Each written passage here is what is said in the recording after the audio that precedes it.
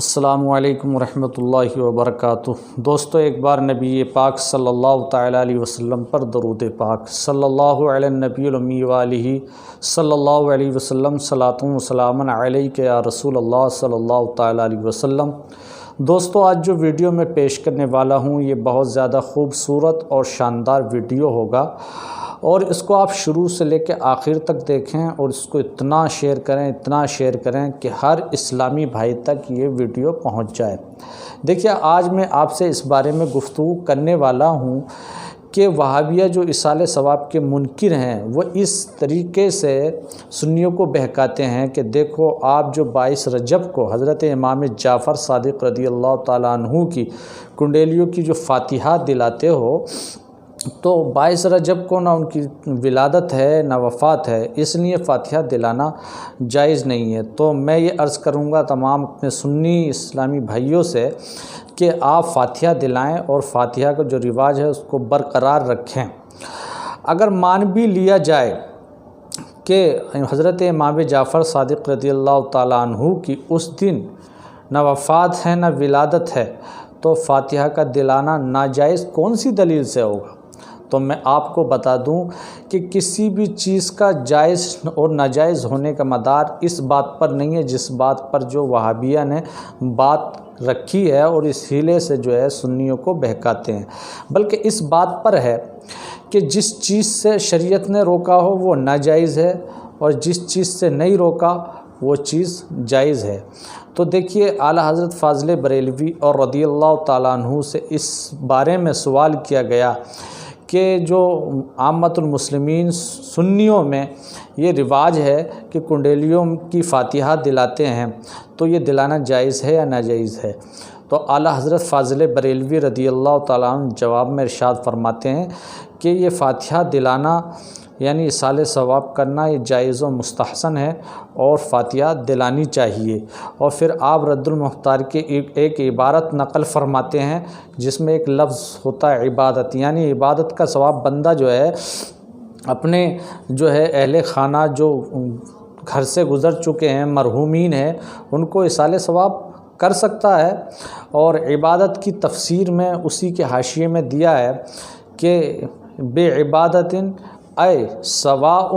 کان صلاۃً او صومًا او عمرۃً او غیر ذالک، یعنی عبادت سے مراد مطلب یہ ہے کہ بندے کے نیک کام مراد ہے، جیسے نماز پڑھنا، روزہ رکھنا، حج کرنا، عمرہ کرنا، زکوٰۃ دینا، صدقہ دینا۔ تو ان سب نیک کاموں کا جو ثواب ہے وہ اپنے مرحومین کو بخش سکتا ہے۔ اسی طریقے سے دیکھیے، کنڈیوں پر فاتحہ دلانا،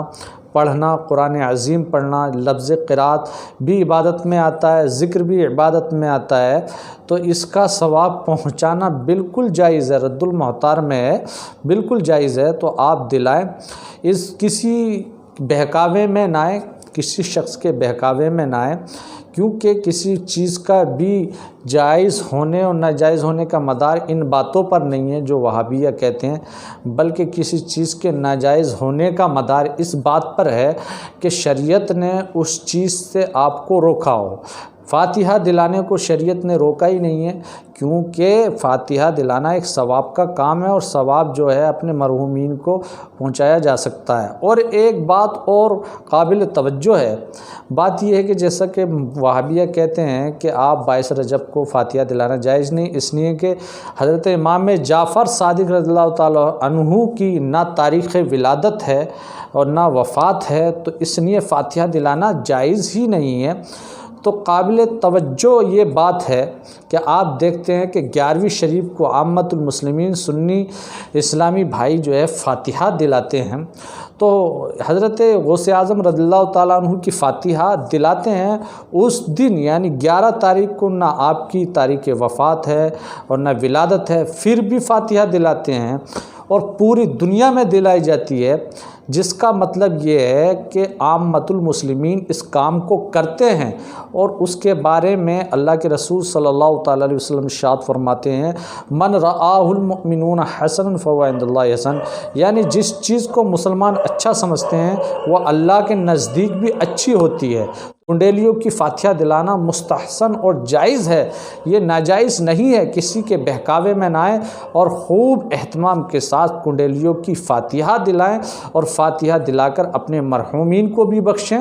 اور جیسا کہ یہ کہتے ہیں کہ اس دن جو ہے حضرت امیر معاویہ رضی اللہ تعالیٰ عنہ کی وفات تھی، تو اگر واقعی میں ایسا ہو تو پھر حضرت امیر معاویہ رضی اللہ تعالیٰ عنہ کا نام بھی لیں اور حضرت امام جعفر صادق رضی اللہ تعالیٰ عنہ کا بھی نام لیں فاتحہ میں، اور اصال ثواب کریں، اور پھر جو ہے